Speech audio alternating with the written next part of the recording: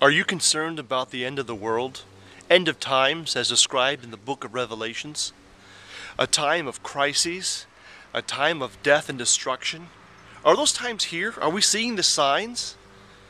The earthquake, the tsunami in Japan, the tornadoes throughout the United States, 3 wars, Iraq, Afghanistan, Libya. Are these the signs of the end?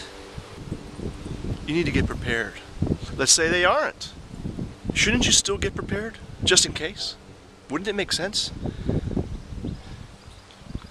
Let's start with the basics. Let's say you've got some land,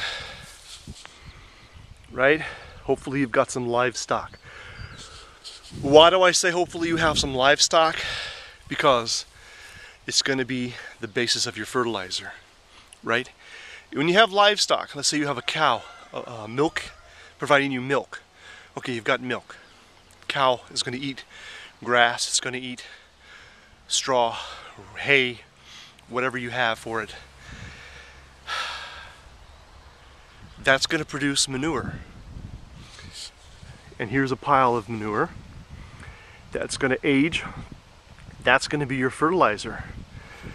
And the fertilizer goes back in the fields. It's a closed loop cycle. It's how you keep your soil rich. The manure, by all intents and purposes, it's free. It's free fertilizer. You don't have to pay a fertilizer company. Okay, it's organic. Yes, it is, happens to be organic. But this is how people lived thousands of years ago, without chemicals, without artificial ingredients.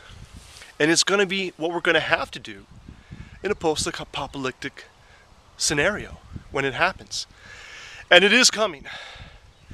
I just hope that you get your shit together, you get your family prepared, and you have something like this, a small family farm or a piece of land somewhere that you're able to farm. All right.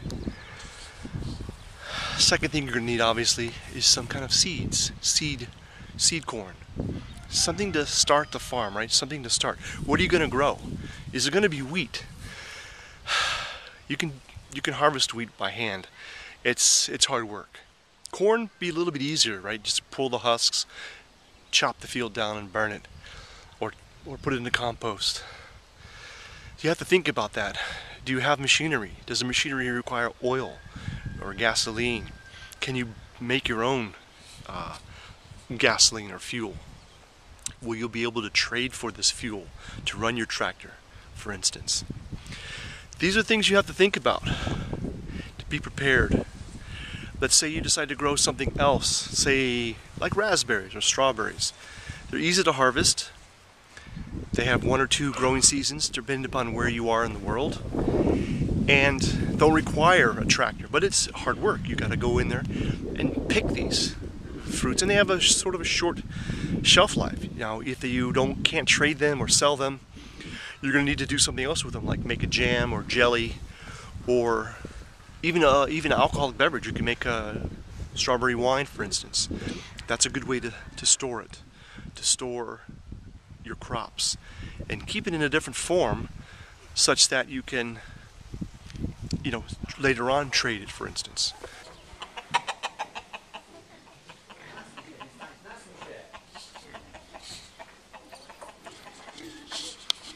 Chickens, they might be the easiest farm animal to take care of.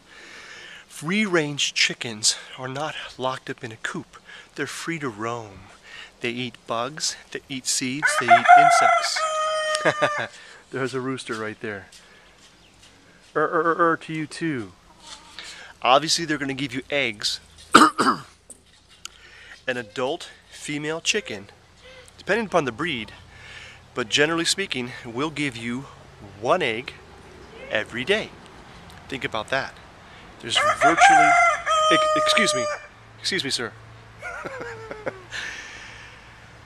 1 egg a day. Think about that. 1 egg a day for, a family of 4.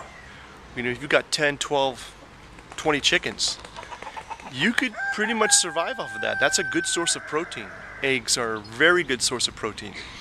Not only can you eat the eggs scrambled or however, you know, hard boiled or whatever. Eggs that you don't eat, consume, you allow them to grow. You'll have new chickens and continue to, you know, grow the flock. Of course, chickens you can eat. You can obviously eat a chicken if you want some chicken meat, make a soup or chicken salad sandwich, whatever.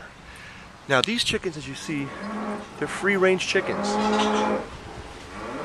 You hear a cow. That's a cow you're hearing back there. We're going to get to the cows next. But chickens are probably one of the easiest things that you can keep. And even on a small piece of property, chickens know where their home is. They'll come back in the evening. But in the daytime, they'll wander around, pick in the ground, looking for bugs, looking for worms, looking for insects, and they'll pretty much eat what they need to eat. You know, rooster soup, it's not as good as chicken soup. I was going to make a joke about cock soup, but let's talk about your cows. Cows need a barn to sleep in.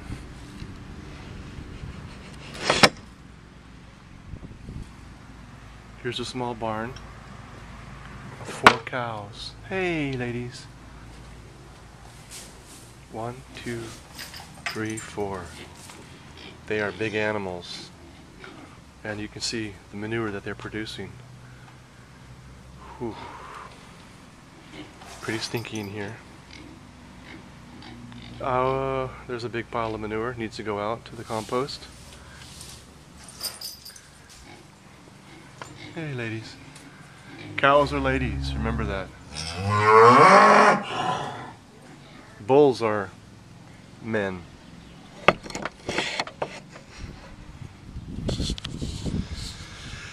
Whew, that was an experience. Whew. Now you know why. Ammonia, I smell ammonia probably from the urine of these cows.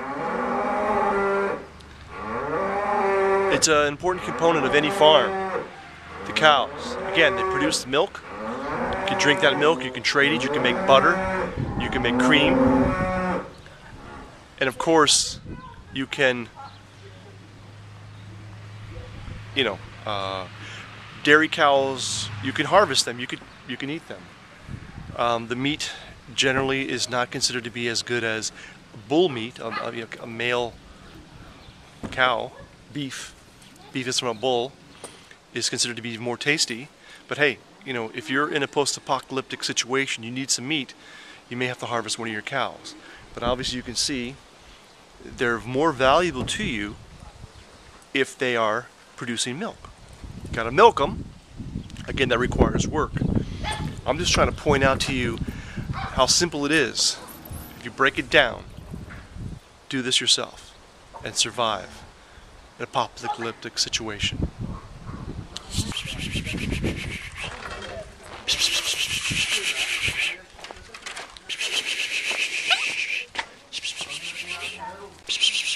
Every farm requires security, and the best security on any farm is dogs. Dogs will eat almost anything. Scraps from the table, dog food, bugs, grass. And maybe most important, they can be great companions. Dogs are man's best friend, and there's no reason for that to change.